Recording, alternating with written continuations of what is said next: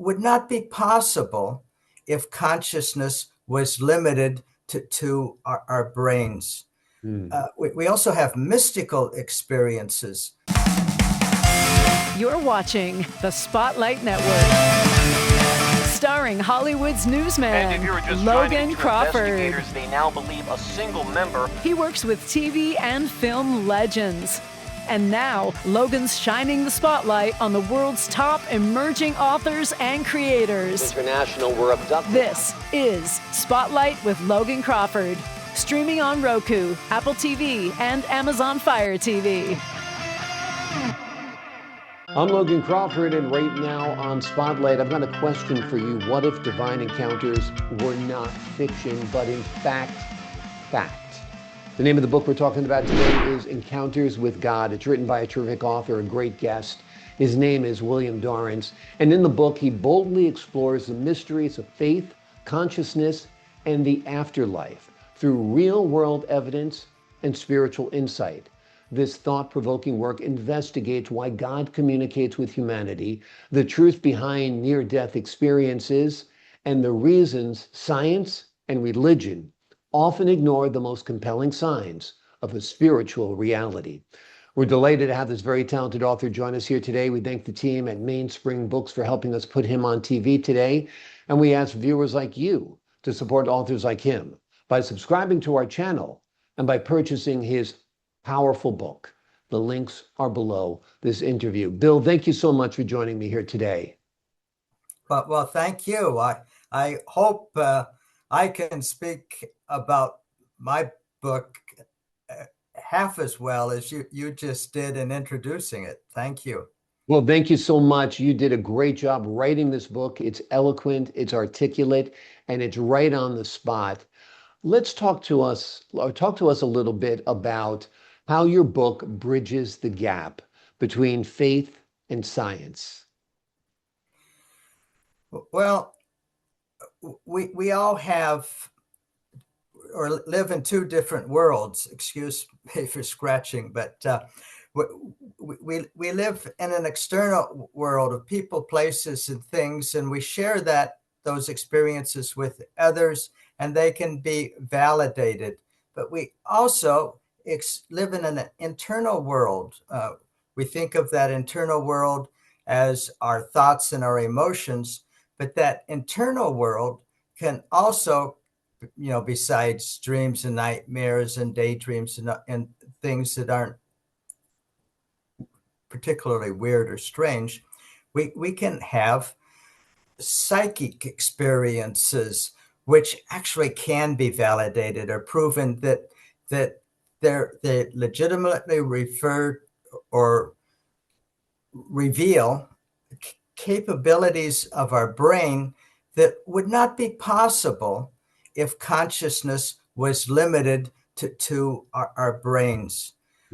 We also have mystical experiences, which science tends to want to deny that they actually exist. But mystical experiences, well, when I was a child, I was afraid to tell anybody about my experiences because I was afraid I would be put in a sanitarium. And so most of the experiences in my book, or a large percentage of them, I've never told anybody about because people don't relate to it. They don't tend to believe me. I've had to, over almost 40 years, accumulate evidence to validate and prove that I'm not making this stuff up. It's real. And I'm not the only one that has weird experiences that people, especially the scientists in this country, don't want to accept and add to what the field fund of knowledge that they embrace and believe and will study. And so that's why eventually at almost 83 years of age, I finally revealed to actually people that I've known for years, very on a very, very well personal level, but never told them about. So anyway, I especially those of you who, like me, have had weird experiences that you don't want to share with others, my book would be a good introduction to sharing them with them. Absolutely. I think science tends to dismiss anything that it can't explain, and it can't explain a lot. And that's the problem. I think that's why we have this divide.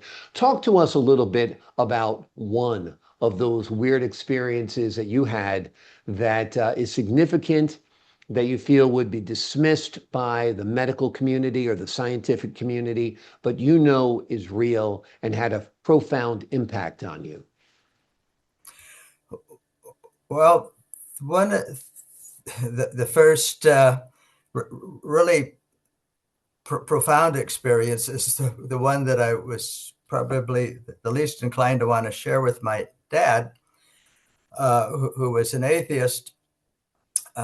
When I was sitting in church in the 8th grade, listening to a sermon for the first time, while the minister was speaking, surrounded by the congregation, suddenly the minister and the congregation disappeared, and all I experienced was what I experienced as the voice of God telling me the 3 primary teachings within the world's divinely inspired religions.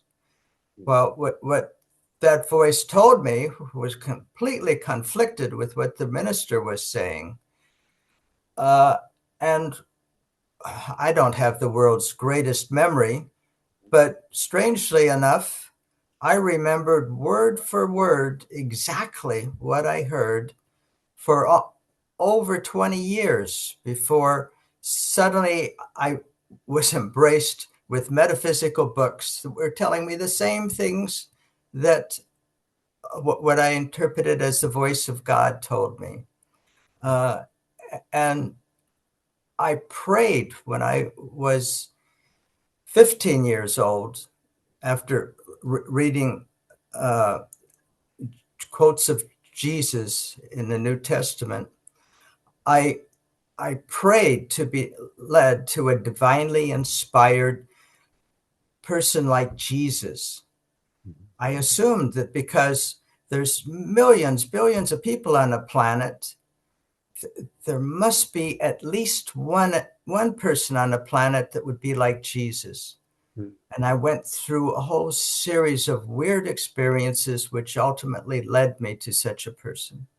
And then I found out that, gee, Jesus really wasn't completely unique, although he was an extreme example of what's possible. People who actually have the ability to manifest miracles.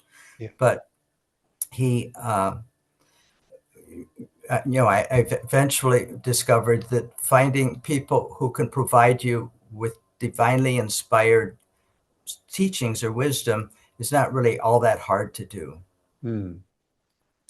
What do you hope readers take away from your book? What do you hope they learn from it? What do you hope they understand after turning that last page?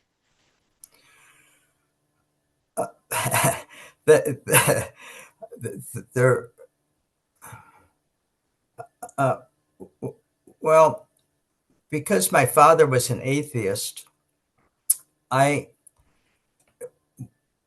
while he was alive on several Christmases, I wrote letters to him, trying to share with him the evidence that I had experienced that year that proved to me that there is evidence that we're spiritual beings. We're not just bodies with brains that are born and die and disappear, but we're spiritual beings who were never born. We were created by God.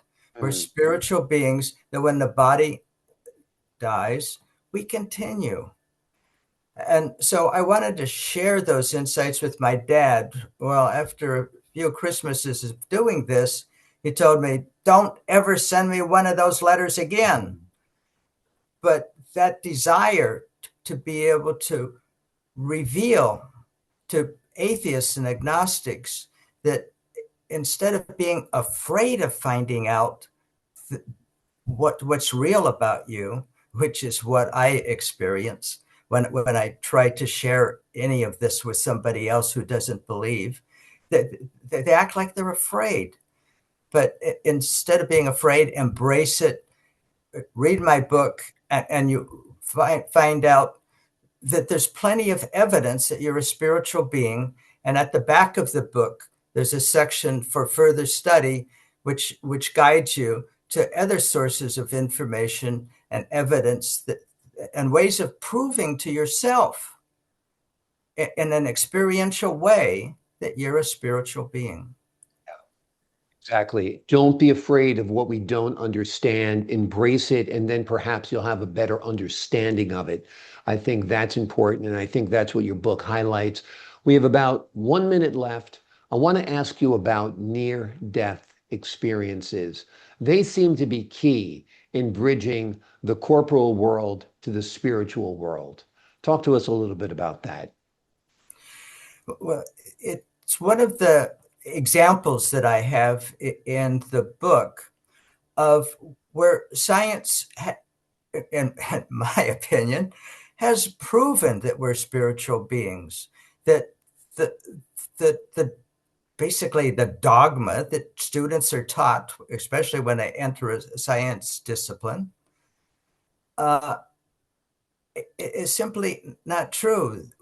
That well, in a near-death experience, which tends to happen from cardiac arrest when the heart quits pumping blood and enabling blood to flow to the brain and keep the brain functioning.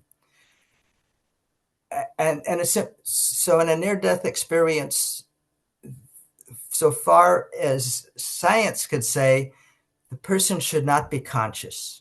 Yet they are conscious. Right. They're aware. They usually, in the beginning, they're aware of what's going on around them. They can see the doctors or nurses attending to their body. And then there's a whole sequence of events that follow, and the last of which is a life review. Well, most people don't get that far in the sequence. A near-death experience means that the person somehow or another is returned to life and becomes a living, breathing person again, and can tell about that experience. Exactly. And for a lot of people, it changes their lives. It changes the lives of those around them. It changes their belief systems and absolutely reinvigorates and renews their faith. The name of the book we're talking about today is called Encounters with God. In the book, William boldly explores the mysteries of faith, consciousness, and the afterlife through real-world evidence and spiritual insight. It's an amazing book. It'll get you back on the track of believing again if you're doubting. And if you've never believed at all, listen to what William has to say. It just might open up your heart and your mind. Bill, thank you so much for joining me here today.